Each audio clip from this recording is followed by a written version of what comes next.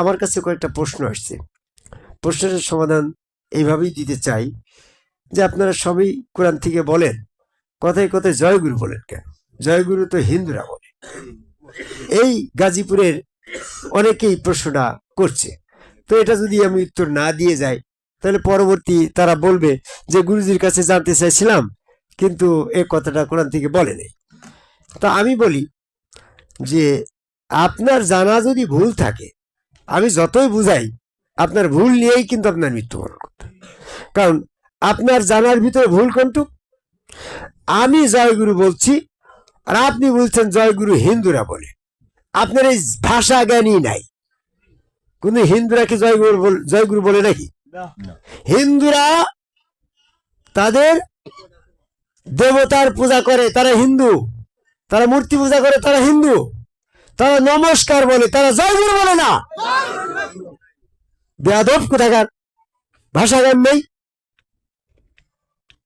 কোরআনের পবিত্র একটা শব্দকে হিন্দুদের সাথে তুলনা করাই কোরআনের প্রতি যে সত্য তার বিরোধিতা করা সামিল হয়ে যায়।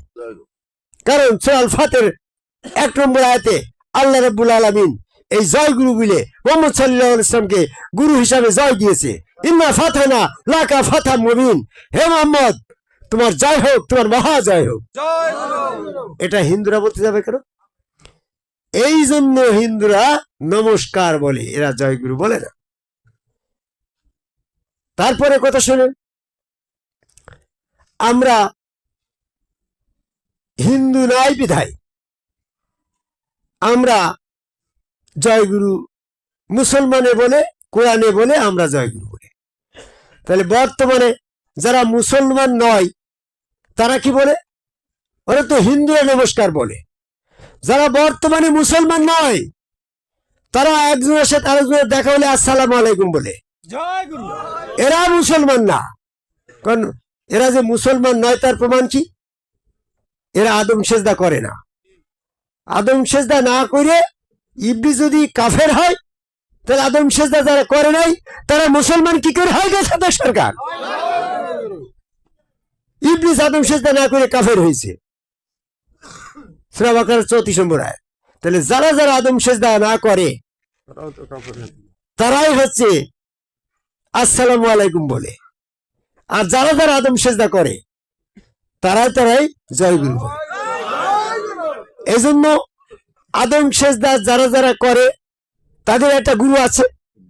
সেটা হিন্দুদের ভিতরে থাকতে পারে, বৌদ্ধ সম্প্রদায়ের ভিতরে থাকতে পারে, খ্রিস্টান সম্প্রদায়ের ভিতরে থাকতে পারে। কারণ এই সমস্ত অতীতের ধর্মগুলা তো কোনো না কোনো নবীর মাধ্যমে আছে। সেই নবীর অনুসারীরাও তো পৃথিবীতে আছে। তো সেই নবীর অনুসারীরাই যার যার গুরু তার রসুল বিশ্বাস করে সেখানে আদম কাবায় সেজদা করে, তারাই যার গুরু বলে। এটা কোনো হিন্দুরা বলে না। হিন্দুরা নমস্কার বলে। আর বর্তমানে যারা কাফের তারা বলে আসসালামু আলাইকুম। আর প্রকৃতপক্ষে যারা আদম কাবায় সেজদা করে তারাই শুধু বলে জয়গুরু। আমরা যারা আদম কাবায় সেজদাকারী তাদের চিনবা কি করে? সূরার 13 নম্বর আয়াতে বলছে তুমি তোমার দিনকে কায়েম করো। তো আমি নামাজ কায়েম করলাম, রোজা কায়েম করলাম, ইত্যাদি ইত্যাদি সমস্ত আল্লাহ পাকের আয়াতের হুকুম পালন করলাম। তোমার দিন কায়েম করার এই আয়াতটা তুমি কিভাবে পালন করবা?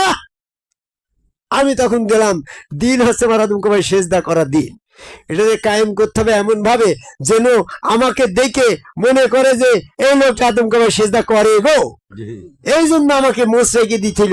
যারা যারা আদম কাবায় সেজদা করে না তারা মুসকাইটি ফেলে, আর আমরা যারা আদম কাবায় সেজদা করি তারা মুসরাইকে দেবো, যাতে আমাকে দেখে সবাই চিনতে পারে যে এই লোকটা আদম কাবায় সেজদা করে গো। এই জন্য মোসালা। তা আমার দিন কায়েমের জন্য আমরা আদম কাবায় সেজদা করি। আমার আদম কাবায় সেজদা করাটা আমার ধর্ম। আর যারা যারা আদম কাবায় সেজদা বিরোধিতা করে তারা হচ্ছে এই মোস্টাক কাইটি ফেলে। তো আমি দিন কায়েমের জন্য আহ্বান করি, আমরা প্রত্যেকেই আল্লাহ পাকের দেওয়া সুন্নত তুমি পরিবর্তন করো না। সূরা আল ফাতির 23 নম্বর আয়াত। চুলটা কি কোনো মেডিসিন ডাক্তারে বানাতে পারবে? এটার মালিক কিনা? আল্লাহর দেওয়া সুন্নত চুল। এই মোষটা এটা কেউ কেউ রং চং দিয়ে বাজাতে পারবে? তুমি তো এখন পাইকি গিয়ে বলে কালো বানিয়েছিস, এটা তোমার কালো করার ব্যাপার, কিন্তু মোষ তো থাকবে। তাহলে মোষটার এই সুন্নতের মালিক কিরা? আল্লাহ। আল্লাহ পাকের এই সুন্নত দাড়িটার মালিক কিরা? তুমি যত হয়ে যাবেন রং টং দেখাও না কেন, মেহেন্দি মাখাও, এদের মালিক তো আল্লাহ। এই চুল দাড়ি মোষের এই সুন্নতের মালিক হচ্ছে আল্লাহ, যেটা প্রাচীন কাল থেকে চলে আসছে। আদম আলাইহিস সালামের বেহেশতের ভিতর মোষ ছিল না? তাহলে ওটা কি যদি হারাম হইল, তো তাহলে আদম বেহেশতের ভিতরে কিভাবে হারাম বস্তু নিয়ে থাকলো? আদমের যখন মোষ ছিল, আদমের মোষ ছিল, তার প্রমাণ কি? মোষ কখন আসে গো? যখন যৌবন আসে তখন তো মোষ আসে। তা আদমের যৌবন ছিল বেহেশতের ভিতরে, তার প্রমাণ কি? তার স্ত্রী ছিল। এই জন্য আদমের মোষ বেহেশতের ভিতর ছিল, বেহেশতের ভিতর কোনো হারাম বস্তু থাকতে পারে না। তারপরেও যদি তুমি বলো যে নবী মুহাম্মদ সাল্লাল্লাহু আলাইহি সাল্লামের সময় হারাম হয়েছে, নবী মুহাম্মদ সাল্লাল্লাহু আলাইহি সাল্লাম হালাল বস্তুকে হারাম করার এখতিয়ার কি আছে? সূরা তাহরিমের 1 নম্বর আয়াত দেখো, নবী কোন এক সময় হালাল বস্তুকে বিবিদের জন্য হারাম করছিল, তখন আল্লাহ ধমক দিয়ে বলে, হ্যাঁ নবী, আমি যা কিছু হালাল করেছি তা তুমি হারাম করো কেন? উনি এই আল্লাহর দেওয়া সুন্নত হালাল, এটারে আর হারাম বলতে পারে না। তারপরেও এটা যে হারাম নয় তার প্রমাণ কি? সূরা ইমরানের 93 নম্বর আয়াত খুলে দেখো, বনী ইসরাইলদের জন্য আমি যা কিছু হারাম করেছি তা বাদে তোমাদের সকলের জন্য তা হালাল করে দেয়া হইল। তাহলে হারামের তালিকায় মোষ নাই, তাহলে এই আয়াত অনুসারে এটা হালাল। আর হালাল বস্তুকে নবী কখনো হারাম বলে নাই, সূরা তাহরিমের 1 নম্বর আয়াত। আর বর্তমানে যারা তাবলিগ আলা হাজী সাহেব, চরমুনা, ফুরফুরা, মানিকগঞ্জ, আটুচি, হিজবুত হেফাজত ইসলাম, কাদিয়ানি, টুপি পাগড়া, পাগড়ি, জুব্বা ধারা, মস্কাটা, যত সমাদম সেজদা বিরোধী সব মস্কাটা, এরা বলছে মোষ হারাম। আরে তুমি হ্যাঁ, সূরা নহলে 116 নম্বর আয়াত খুলে দেখো, ইহা আন্দাজে বিরোধ না, এটা হালাল এটা হারাম আন্দাজে বললি তোমার ভুল হয়ে যাবে। কারণ এটা হালাল এটা হারাম বলতে যেয়ে যদি কোনো হালাল বস্তুকে হারাম বিলে ফেলো, তাহলে তুমি সীমা লঙ্ঘনকারী হয়ে যাবে। সূরা মাইদার 87 নম্বর আয়াত খুলে দেখো, তোমরা কোনো হালাল বস্তুকে হারাম বিলে না, যারা হালাল বস্তু এই মোষকে হারাম বলে তারা সীমা লঙ্ঘনকারী, তাদেরকে আল্লাহ পছন্দ করে না। তাহলে আমি প্রমাণ করে দেব এই মোষটা হালাল, তোমরা বলছো যে এটা হারাম। তা আল্লাহ যদি এখন হারাম করেই, আমার তোমার তো আর আপত্তি নাই, আপত্তি আছে গো? তখন আমরা কি আল্লাহর ভুল ধরতে যাবো নাকি? আল্লাহর ইচ্ছা হয়েছিল তখন হালাল এটা দিয়েছিল, পরে আল্লাহ ইচ্ছা করলে এটা হারাম করতে পারে, আল্লাহ তো যা ইচ্ছা তাই করতে পারে, আমার আপনার কোনো আপত্তি নাই। কিন্তু শয়তান কিন্তু আল্লাহর ভুল ধরার জন্য বসে আছে। যদি এরকম একটা ভুল আল্লাহ করেই ফেলে, শয়তান এসে আল্লাহর কাছে বলবে না যে আল্লাহ তুমি পছন্দ করে দিয়েছো মোষ, বেহেশতের ভিতরে আদমে দিয়েছো, এটা হালাল ছিল, তুই আবার এটা পানি খাওয়ার সময় পানি লেগে যাবে বলে ওটা হারাম করে দিলে, তাহলে তোমার প্রথমে দেওয়াটা ভুল ছিল। আল্লাহর ভুল ধরবে না মূর্খের মতন? আল্লাহ কখনো ভুল করে নাকি? আল্লাহ ভুল করে নাই। আল্লাহ মোষ দিয়েছে, হালাল জায়গায় দিয়েছে, পছন্দের জায়গায় দিয়েছে। আল্লাহ নিষেধ করলো পরিবর্তন করো না। সূরা আল ফাতির 23 নম্বর আয়াত অনুসারে যারা যারা মোষটাকে পরিবর্তন করে ছোট করে ফেলছে, তারা সূরা আল ফাতির 23 নম্বর আয়াতকে অস্বীকার করে, একটা আয়াত অস্বীকার করে ইবলিস যখন কাফের হয়ে যায়, তুমিও মোষ কেটে কাফের হয়ে গেছো, কোনো ভুল না। আর জয় গুরু না বলার কারণে তুমি ইবলিস হয়ে গেছো, কারণ ইবলিস তো জয় গুরু বলে না। ইবলিস জয় গুরু বলে না, কারণটা কি? গুরু নাম আল্লাহর গুণবাচক নাম, এই সূরা রহমানের 4 নম্বর আয়াত, এখানে কোনো আপত্তি নাই। আবার এই গুরু নাম রসুলেরও গুণবাচক নাম, সূরা বাকারা 151 নম্বর আয়াত, সূরা ইমরান 164 নম্বর আয়াত। এখন আল্লাহ পাকের গুণবাচক নাম গুরু, রসুলেরও গুণবাচক নাম গুরু। আল্লাহ যদি, ইবলিস যদি আল্লাহকে গুরু বলে ডাকে, তাহলে রসুলকে আল্লাহর একটা গুণবাচক নামে রসুলকে ডাকা হয়ে যায়, তখন আল্লাহ এবং রসুল তো একাকার অবিচ্ছিন্ন হয়ে যায়। আল্লাহ যে নাম ধরে আল্লাহকে ডাকলে আল্লাহ এবং রসুলকে একাকার ও অবিচ্ছিন্ন ভাবে ডাকা হয়ে যায়, সেই গুরু নাম ইবলিস কখনো ডাকবে না।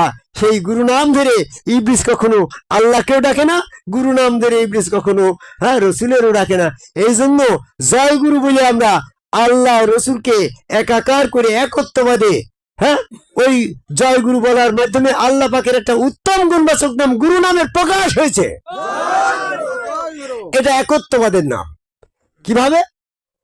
যদি তুমি আল্লাহ বলো তো রসুল বাদ যাচ্ছে, আল্লাহ বাদে কাউকে ডাকা যাবে না, সূরা ইউনূসের 106 নম্বর আয়াত। আবার যদি তুমি রসুল বলো, আর যদি তুমি রসুল বলো তাহলে আল্লাহ বাদ যাচ্ছে, তাহলে আল্লাহ তো বাদ দেওয়া যাবে না।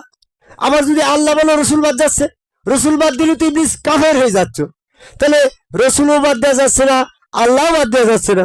ডাকার ভিতরে তো আমি যদি রসুল এবং আল্লাহ দুইটা একসাথে ডাকি, লা ইলাহা ইল্লাল্লাহ মুহাম্মাদুর রাসূলুল্লাহ, তাহলে আমার কয়জন হইল? ডাকার ভিতরে তো দুইটা হইল, আল্লাহ এবং রসুল। এই জন্য এই আল্লাহর সাথে রসুলের ডাকলে শিরক হয়ে যাচ্ছে। সূরা জিনের 18 নম্বর আয়াত, এখানে বলছে আল্লাহ বাদে কাউকে ডেকো না। তা আল্লাহ বাদ দিলেও কাফের, রসুল বাদ দিলেও কাফের, আল্লাহর সাথে রসুলের নিলে শিরক। এখন তুমি কোথায় যাবা? এই জন্য আল্লাহর গুণবাচক নাম গুরু, রসুলের গুণবাচক নাম গুরু। আমি যখন গুরু মিলে রাখলাম তখন আল্লাহ রসুল কোনোটাই বাদ গেল না, আবার একটা নামেই হয়ে গেল। এই জন্য গুরু হচ্ছে আল্লাহ পাকের একত্ববাদের নাম। এই জন্য আমরা জয় গুরু বলি। আল্লাহ পাকের একত্ববাদে আল্লাহকে এনে আল্লাহ রসুলকে একাকার অবিচ্ছিন্ন ভাবে ডাকার জন্য আমরা গুরু নামে আল্লাহ রসুলকে একাকার হয়ে একত্ববাদে ডাকি। আর গুরু নামের জয় দিয়ে আল্লাহ রসুলের উভয় জয় দিয়ে আমরা এই একত্ববাদের জয়ে আল্লাহ পাকের প্রশংসার ভিতরে আছি। সূরা নিসার 150 নম্বর আয়াতে বলছে, কাফের তো তারাই উরিদু ফাররিকুন বাইনাল্লাহ ওয়া রাসূলি, যারা রাসূল থেকে আল্লাহকে সেপারেট করে ডাকাডাকি করে, ওরাই তো কাফের। তা আমরা আল্লাহ বাদ দেব না, রসুলও বাদ দেব না। আল্লাহ রসুলের গুণবাচক নাম জয় গুরু দিয়েই এক সেজদার ভিতরে আমরা আল্লাহ রসুলের দর্শন, আল্লাহ রসুল স্রোতে আল্লাহ পাকের দর্শন করে সেই জায়গায় আত্মসমর্পণ করার আহ্বান করে আমার কথা শেষ করি। জয় গুরু।